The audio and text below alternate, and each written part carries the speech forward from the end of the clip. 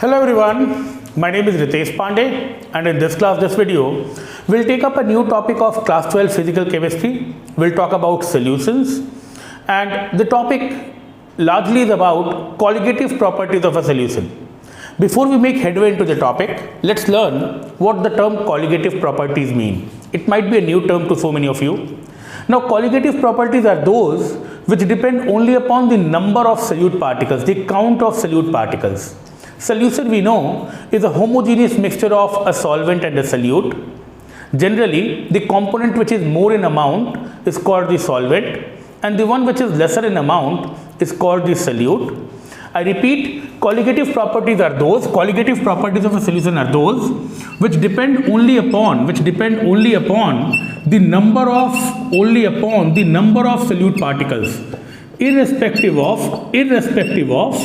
or independent of its chemical nature. So you might have different aqueous solution with the same concentration. You might have different aqueous solutions with the same concentration. You might have a 0.1 molar solution of glucose, 0.1 molar solution of urea, or 0.1 molar solution of any other electrolyte, a non-electrolyte, only because the concentrations are equal, some properties will be common to all the three. Now the properties which are common to these three is only because the concentration of the three are equal. All the three have 0.1 mole of solute per liter. So I repeat, the properties which will depend only upon the number or the count of solute particles irrespective of its chemical nature will be called colligative properties. There are 4 colligative properties in our syllabus. Now we'll talk about those 4 colligative properties one by one. I'm going to list the 4 right now. We'll go back to the discussion on an ideal solution first, and then we'll talk about the colligative properties in details. But I repeat, we're taking up properties which are common to all the solutions with the same concentration, properties which depend only upon the number of solute particles irrespective of its chemical nature. Colligative properties. We have 4 colligative properties in our syllabus. The first one is relative lowering in vapor pressure. We'll talk about vapor pressure. This is the first colligative property, relative lowering in vapor pressure. Relative lowering in vapor pressure is a colligative property, we'll see that. And because of a relative lowering in vapor pressure, there is going to be an elevation in boiling point. Some of you might be aware of some of these phenomena. You add a non-volatile solute to water, a solution containing impurities, aqueous solution containing impurities will have an elevated boiling point. Before class 11, you know that seawater has higher boiling point than normal water. Impurities would lower the vapor pressure and increase the boiling point. We will see all of this will depend only upon the number of solute particles. So they are colligative properties. And a depression in freezing point, and another property called osmotic pressure of a solution. Certainly with different concentration, processes like diffusion, osmosis will come into frame. The pressure with which osmosis occurs, osmotic pressure, will depend only upon the number of solute particles, and this is also going to be a colligative property. These are 4 colligative properties in our syllabus. We'll talk about all of them one by one, but let's begin with what's an ideal solution. Let's learn about an ideal solution first. Very much like ideal gases, where you had the Charles law, Boyle's law governing ideal gases, for ideal solution, the governing law or rule or principle is the very popular Raoult's law. Deals with the vapor pressure of ideal solution. We'll talk about vapor pressure as well. And to begin with, this law which is called Raoult's law, this is not a colligative property, this is a law about an ideal solution, and it states that the total vapor pressure over a liquid, or the total vapor pressure over an ideal solution of an ideal solution, the total vapor pressure of an ideal solution will be the sum of the vapor pressure of its components, Now this is very much like the Dalton's law of partial pressure. This is new, each being proportional to its mole fraction in solution. Each being proportional to its mole fraction in solution. So we'll take a simple example. We'll talk about, say, a liquid solution involving two liquids. So it's a binary solution. Made up of two liquids A and B. You have Na moles of A and Nb moles of B. You have Na moles of A and Nb moles of B. These two liquids are forming an ideal solution. Above any liquid or solution, you will expect vapors. Naturally, these vapors are of both A and B. And the pressure exerted by a vapor, the pressure over a liquid surface, the pressure normally exerted over a liquid surface is called its vapor pressure. Now the law tells you that the total vapor pressure over this liquid is the sum of the partial vapor pressures of A and B. Now this is very common. This is like Dalton's law of partial pressure, that the total pressure is the sum of the partial pressures of the components. What's new is PA will be equal to XA PA naught and PB will be equal to XB PB naught. Now XA and XB are the mole fractions. You know about mole fraction? Mole fraction is certainly the number of moles upon total number of moles, So this would be the mole fraction of A, this would be the mole fraction of B. And naturally for a binary liquid, for a binary mixture, the two would add to unity. So XA and XB will add to unity. XA is the mole fraction of A, XB is the mole fraction of B. We know about mole fraction, the way it sounds. Fraction of the number of moles upon total number of moles. PA naught is the vapor pressure of pure A. PA naught is the vapor pressure of pure liquid A, and PB naught is the vapor pressure of pure liquid B. For any pure liquid, the vapor pressure will be a constant at a given temperature. Like the boiling point is a constant for a given liquid, similarly the vapor pressure of a liquid at a given temperature will be a constant value. So PA naught, PB naught are constant values. So naturally, if these two are constant, PA is proportional to XA and PB is proportional to XB.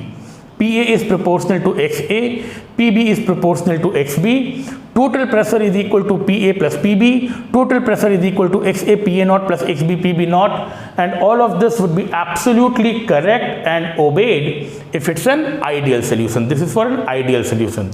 Raoult's law is for an ideal solution. Now for an ideal solution, total pressure is equal to XA PA naught plus XB PB naught. Let me explain this one more time. If it's pure A, suppose if it's pure A, then XA will be 1. For a pure liquid, mole fraction will be unity. If it's pure A, XA will be 1, XB will be 0. For pure A, XA would be 1, XB would be 0. And naturally, if this is 0, P is equal to PA naught, So PA naught is certainly for pure A. Similarly, if it is pure B, if it's only B, not a mixture, then XB would be unity, XA would be 0, and this 0 would mean total pressure will be PB naught. So this has to be the total vapor pressure of pure B. And this equation would give you the total vapor pressure as a function of their mole fractions in the solution. This will give you the total vapor pressure of an ideal solution as a function of, with respect to, proportional to the respective mole fractions of the components. I'm going to rewrite this equation and we are going to see the graphical representation of this. First of all, a graphical representation is going to impart a clearer understanding. What cannot be stated in hundreds and thousands of words could be very effectively explained graphically. Plus, there are so many questions where the graphical approach would be required. So, you will want to copy all of this at your convenience, you will want to copy all of this at your convenience, and we are going to write these equations again and have the graphical representation. So, once you copy all of this, you can pause the video and copy everything. We will want to write the two equations again and have the corresponding graphical representation. So, for an ideal solution involving two components A and B, if I write this total P is equal to PA plus PB, which again is equal to XA PA naught plus XB PB naught, the corresponding graph plotted would be it's called a bivariant plot. It's called a bivariant plot. Why is it called a bivariant plot? Because when I plot vapor pressure with XB, now naturally XB and X have a very simple relationship, because XA and XB always add to unity for a binary solution. Every time I am plotting with XB, by default I am plotting with XA as well. If this is the origin where XB is 0, naturally out here XA is 1, and the maximum XB can go is till this point where XB is equal to 1 and XB is equal to 1 would mean XA is equal to 0. So when I am plotting it against XB in the positive direction of X, naturally I am plotting against XA in the negative direction of X. It's called a bivariant plot. Certainly, when XA is equal to 1, this might be the vapor pressure of pure A, this might be say PA naught, and when it's pure B, I'll deliberately keep it a bit higher. PB naught more than PA naught, PB naught more than PA naught mean I believe B is a more volatile liquid. You will want to listen very carefully. Almost every time I'll want to maintain this convention, I'll choose PB naught more than PA naught, which will mean out of A and B, I choose B to be the more volatile component. The one having higher vapor pressure in the pure form is the one having more volatility. So I'll want to maintain this convention throughout this topic. Every time I take PB naught more than PA naught, this means B is a more volatile component. If suppose I go about rearranging this using XA plus XB is equal to 1, if I write it like 1 minus XB PA naught plus XB PB naught. Now this could be very easily rewritten as P is equal to, this will give me PA naught plus taking XB common, I can write PB naught minus PA naught XB. I can write PB naught minus PA naught XB. Now this total capital P is equal to PA naught plus PB naught minus PA naught XB would very well look like the equation of a straight line y is equal to mx plus c.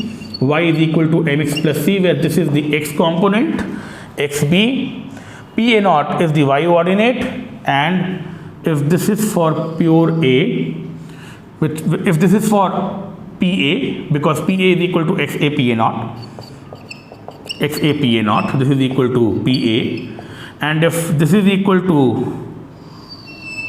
PB, this is equal to XB PB naught,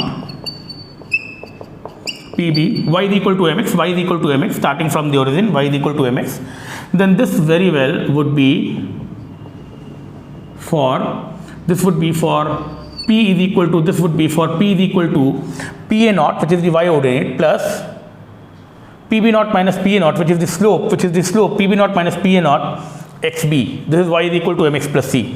This is y is equal to mx plus c. So this is how all the equations could be represented. This is for PA is equal to XA PA naught. This is for PB is equal to XB PB naught. And the discontinuous line would be the vapor pressure of the total solution, the total liquid. All of them will be straight lines, and all of this would be absolutely followed in this manner if it's an ideal solution.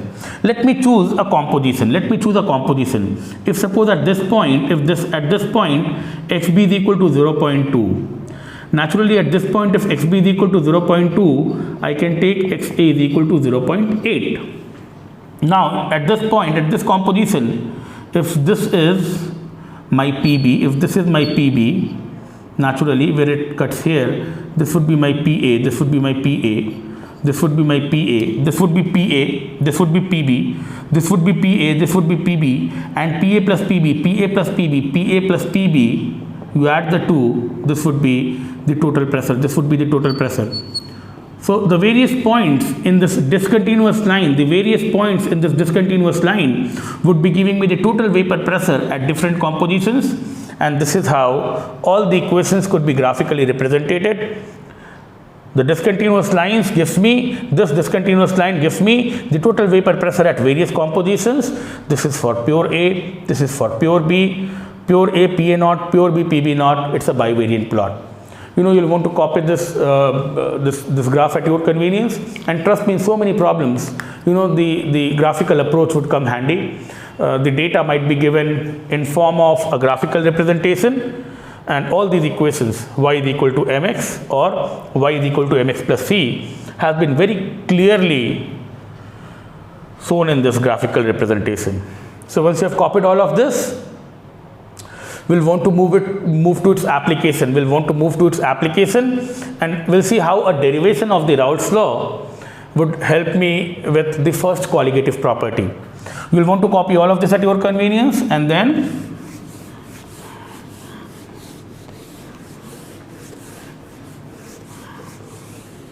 I don't even mind giving you a bigger view. I can give you a bigger view. You know, this is how it's all going to look like. This is xb is equal to 0, xa is equal to 1, this is xb is equal to 1, xa is equal to 0, so this is for pure B, this was PB naught, this was PA naught. For pure A, this is for PA is equal to XA PA naught, this is PA is equal to XA PA naught, this is for PB is equal to XB PB naught, XB PB naught, and certainly this is for the equation which is P is equal to PA naught plus PB naught minus PA naught, PB naught minus PA naught, PB naught minus PA naught, XB. Y is equal to mx plus c, y is equal to mx plus c. This is plotting vapor pressure against xb. At any point I had taken this xb is equal to 0.2, and this was my PB. This was my PA, and PA plus PB, PA plus PB, PA plus PB, PA plus PB, you know, would add to the total pressure P. This would be the pressure, total vapor pressure for this composition. So at various compositions, the total vapor pressure could be obtained using this discontinuous line. So you'll want to have a very clearer, elaborate view of, and you know, you'll want to draw it very neatly, and then once we are done with this, we'll see its application in the first colligative property, which is the relative lowering of vapor pressure. Naturally, when it comes to lowering of vapor pressure, say relative lowering of vapor pressure, in relative lowering of vapor pressure, which is our first colligative property, we'll figure out that this is a colligative property. Means this will depend only upon the number of the solute particles, and it's natural, common sense that every time a solute is added to a liquid, if it's a non-volatile solute, for a non-volatile solute, there will be a lowering in vapor pressure. It's very common to understand. The vapor pressure of a liquid is constant. Because sooner than later, over the surface of a liquid, the act of evaporation and condensation reaches an equilibrium. So if this is the interface, we believe the fast moving liquid molecules kind of vaporize, and the slow moving gaseous molecules, they condense, and sooner than later an equilibrium is established. So vapor pressure of a pure liquid is a constant. Now when you add sugar to water, when you add salt to water, most of the salts at normal conditions do not vaporize. Water vaporizes much more readily than sugar or salt or any impurity. So because it would be a non-volatile solute, the surfaces would be clogged. the surfaces would be clogged, and if the surfaces are clogged, it's like the surface area reducing, vaporization taking a hit, and because of the surface being clogged because of non-volatile solute, there will be a lowering in vapor pressure. We'll conclude that the lowering, relative lowering in vapor pressure will directly depend upon the count of solute particles irrespective of its chemical nature, and thus it will be a colligative property. And for that, we'll need to go back to the equations of Raoult's law. We'll need to go back to the equations of Raoult's law, where there were two components A and B. And we'll believe that out of A and B, suppose B is the non-volatile solute. Suppose B is the non-volatile solute. If B is the non-volatile solute, this will mean PB naught is equal to 0. If B is the non-volatile solute, if B is a component which is a non-volatile solute, it doesn't vaporize. If it doesn't vaporize, PB naught is equal to 0, and this pressure is equal to PA naught XA only. This is equal to PA naught XA only. Now once I know that out of A and B is the solute and A is the solvent, I can do away with writing A and B, and if I write this P is equal to XA PA naught only, this is the mole fraction of the solvent, this is solute. I'll want to write in terms of the solute, and then PA naught being the liquid, I can write this as P naught, I can write this as P naught. This will be for the solution, and this will be for the solvent. This is the liquid in which a non-volatile solute has been added. So instead of A and B, I'll write solution and pure liquid, pure liquid to which a non-volatile solute has been added. Naturally, the pressure is because of the pure liquid only, because PB naught is 0, the solute is not vaporizing, it's a non-volatile solute. And if I rearrange this, I'll get P naught minus PS. Upon PS, which is equal to XB, and instead of XB, I'll write it as X only. I know this is the mole fraction of solute. Now this is the relative lowering of vapor pressure. This is lowering in vapor pressure upon, this is P naught, I'm sorry.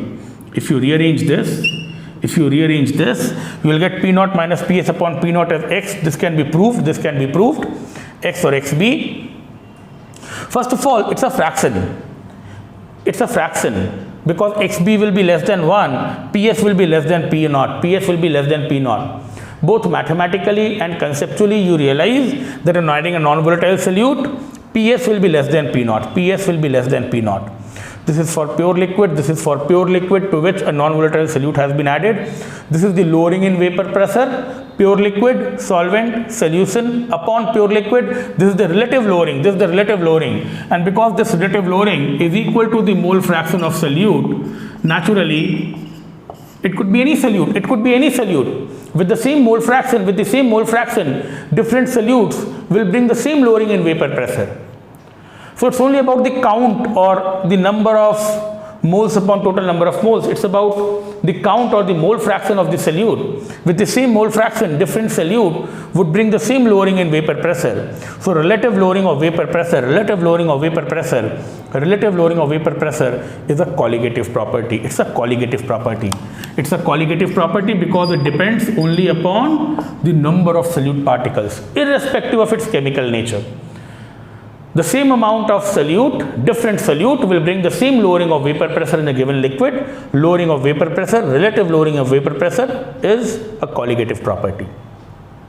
Now, this could be written as number of moles of solute upon small letter for solute, capital letter for solvent, which could be written as weight upon molecular weight. Every time I am writing small letters for the solute, this is for the solute, this is for the solvent. So the mole fraction is number of moles of solute upon total number of moles. Number of moles is weight upon molecular weight, small m for the molecular weight of the solute, capital M for the molecular weight of the solvent. This will be 18 so many times because it's going to be an aqueous solution so many times. And these equations, so many times are used to find this is small m. It's used to find this is small m to identify the solute or identify the nature of the solution. So many times its concentration. So the relative lowering of vapor pressure, is so many times used to find the molecular weight. You know, it has a diversified role. There are a lot of applications of these equations. For us, it's about using them in the real exam and scoring marks. Very student friendly topic. Most of the times you feed the data, you get the answer. Because an ideal solution means the solution is very dilute. You know, for it to behave ideally over a wide range of temperature, it's got to be very dilute. And we bring a small little assumption. Now, before I go into that assumption, I want this part of the story to be understood. This is when a non-volatile solute is added to water or any other liquid. If B is the non-volatile solute, this is how the equation was there in the beginning. Non-volatile means PV naught is 0. You want to write PS in terms of the solute which was non-volatile. P naught is more than PS, naturally this value is less than 1. There is a lowering in vapor pressure. Upon pure liquid, relative lowering of vapor pressure will be equal to the mole fraction of solute. It's a colligative property. We'll want to rewrite this equation again. And then see its application front.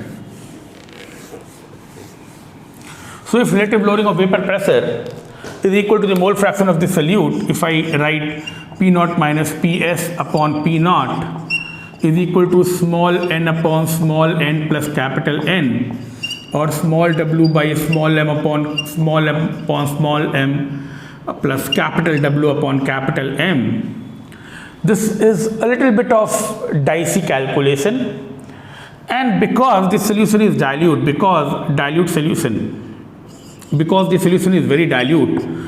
the solution is very dilute, I can consider small n is much smaller than capital N, and small n plus capital N is almost equal to capital N. With this assumption, I can rewrite this as P naught minus PS upon P naught as almost equal to small n by capital N, which is almost equal to small w upon small m upon capital W by capital M. Now this is allowed. This approximation is allowed. In school exams, board exams. This approximation is allowed. Although it's going to give you an approximated value of the molecular weight, but this is relative lowering of vapor pressure, and a little bit of approximation is allowed. This will be allowed in your school exam, in your board exam. This is how it's written, with a little bit of approximation for the calculation to be easier. For easier calculation, and given the fact it needs to be dilute to obey the conditions of ideal solution, this much of approximation is allowed, for your school board exams, and this will translate into full marks. In case, it's a more challenging exam and you have to calculate the molecular weight with more precision. In case they want the exact molecular weight, because it's an approximated state, because it's an approximated equation, the molecular weight will be an approximated value. In case you want the exact molecular weight. Now there's another equation for that. A small modification, if you write this as P naught minus PS, instead of P naught if you write PS here, and this can be proved. Now this is without any approximation. You can prove this of your own, or you can pause the video, you can prove this of your own. You can pause the video, you can prove this of your own. This is not a very difficult thing to do. But as I told you, this is allowed in your school exam. With some approximation. In case you want the exact molecular weight, instead of P naught, you will want to take PS in the denominator, and this is without any approximation. This is almost equal to, this is absolutely equal to. You can pause the video right now, do a bit of calculation, and prove that this is another form of the same equation, which will give you the exact molecular weight with the same ease of calculation and without any approximation. You can pause the video and check for it. What I am going to do is, I am going to prove it right away. So, I'll again need to remove this clutter, and the form which originally looked like this, has been reduced to P naught minus Ps upon P naught, almost equal to small n by capital N, almost equal to small w upon small m upon capital W by capital M. And what I propose is a little change. Instead of P naught Ps in the denominator, and you will need no approximation. This can be used freely to get the exact molecular weight. Is about a small little mathematics, very small little thing. Suppose you invert this. If you invert this ratio, this is the original form, mole fraction is number of moles upon total number of moles. If you invert this, now when you invert this, it will be like P naught upon P naught minus Ps is equal to, when you invert this, small n plus capital N upon small n. Now this could be written as P naught upon P naught minus Ps. Now small n by small n would be 1 plus capital N by small n. And naturally, when you bring 1 to this side of the equality, P naught minus, you bring 1 to this side of the equality, P naught minus P naught plus Ps, it would become Ps upon P naught minus Ps is equal to capital N by small n, and you need to just invert it one more time. When you invert it one more time, this would give you P naught minus Ps upon Ps is equal to small n by capital N. And this is what I have been proposing here. So with a small change, you can reflect, or you can write it in a user-friendly form, a calculation which is easier to perform, at the same time a molecular weight which will be the exact molecular weight and not the approximated one. But this is not relative lowering of vapor pressure, mind you. The relative lowering of vapor pressure has to be this value only. A very user-friendly topic, a very scoring topic. Most of the times in a problem you just need to feed the data and get full marks. It's a very scoring topic. So many times the question could be set in an innovative manner. Instead of the numbers, if they give you some kind of an experimental data. One very popular experiment which comes to my mind and very much in your syllabus is the Ostwald-Walker method. So once you have copied all of it at your convenience,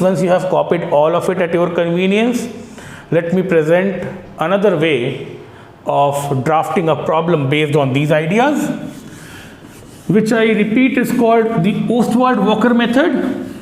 I'm going to give you a symbolic representation.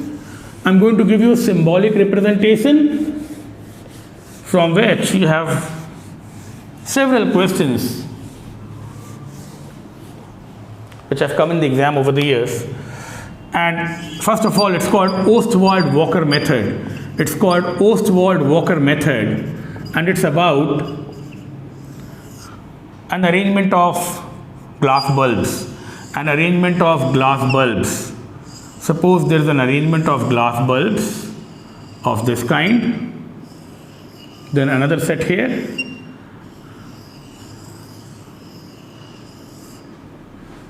where out here you keep this solution. You keep this solution here. You keep pure liquid here, pure solvent here. This could be pure water most of the times. So the one to begin with is the solution. This is the pure solvent, which will be water so many times. And then there could be an arrangement. To absorb water. Say this is filled with a dehydrating agent. This contains calcium oxide or something. This contains a dehydrating agent. So it's filled with a dehydrating agent. The story is you allow dry air to come from this end. You allow dry air to make its way into these set of bulbs. Now dry air would mean it's without any moisture, absolutely dry without any moisture. So when it passes through these set of bulbs, air would pick up moisture. And by the time it leaves this system, the pressure here, the vapor pressure here of the dry air would be the same as Ps. This is from the rule of equilibrium. It's like a wave of cold air. It's like a wave of cold air entering hot air. Suppose a wave of hot air entering a cold room, an air conditioned room. So if you have a wave of hot air, entering a cooler room, an air conditioned cooler room, naturally by the time it leaves the room, the temperature would have dropped, and by the time it leaves the room, the temperature of the hot air would be the same as the temperature of the room. So that is by thermal equilibrium. This is by another equilibrium. It would pick up moisture, and by the time dry air leaves this set, the vapor pressure of this dry air would be the same as the vapor pressure over the solution, that of the solution. Now this is richer in vapor pressure, this is higher vapor pressure, it has more moisture, it has higher vapor pressure. So naturally it will pick moisture from here again, and by the time it leaves this, the vapor pressure would have been P naught, which is the same as the pure liquid, the pure solvent. Now when it picks moisture from this solution, there will be some loss in weight, Suppose that loss in weight is M1. The corresponding loss in weight of these glass bulbs is suppose some M2. And naturally a dehydrating agent will absorb all water, it will absorb all moisture, it will go out as dry air, and if the mass picked up in form of moisture here is M1, the mass picked up and the loss in weight is M2 in form of moisture, naturally here the mass gained or the weight gain will be equal to M1 plus M2. All the moisture it picked from these two set of bulbs would be given off there, it would absorb all that moisture, here it will have an increase in weight. So some data might be given, a setup of this kind might be given. And going back to that, hot air entering a cold room and leaving, at a lower temperature, the amount of heat absorbed by that air would be proportional to the difference in temperature. It's like the heat exchange would be proportional to delta T, the change in temperature, the lowering of temperature, delta T. Similarly, the mass lost here would be proportional to the difference between the vapor pressure while it was entering and when it was exiting. So the difference in vapor pressure would be proportional to the mass lost, So naturally a setup of this kind, and if these masses are given, a basic approach would be the mass lost here M1 has to be proportional to Ps minus 0, because it had no moisture to begin with, it will be proportional to Ps, and the mass lost here M2 would be proportional to the difference between P naught and Ps, P naught minus Ps. So this would be proportional to the difference in vapor pressure, which is P naught minus Ps. So certainly instead of these values, if the masses are given, M2 by M1 would give me the ratio of P naught minus Ps upon Ps, and this could be rearranged to get the value of P naught minus Ps upon P naught as well.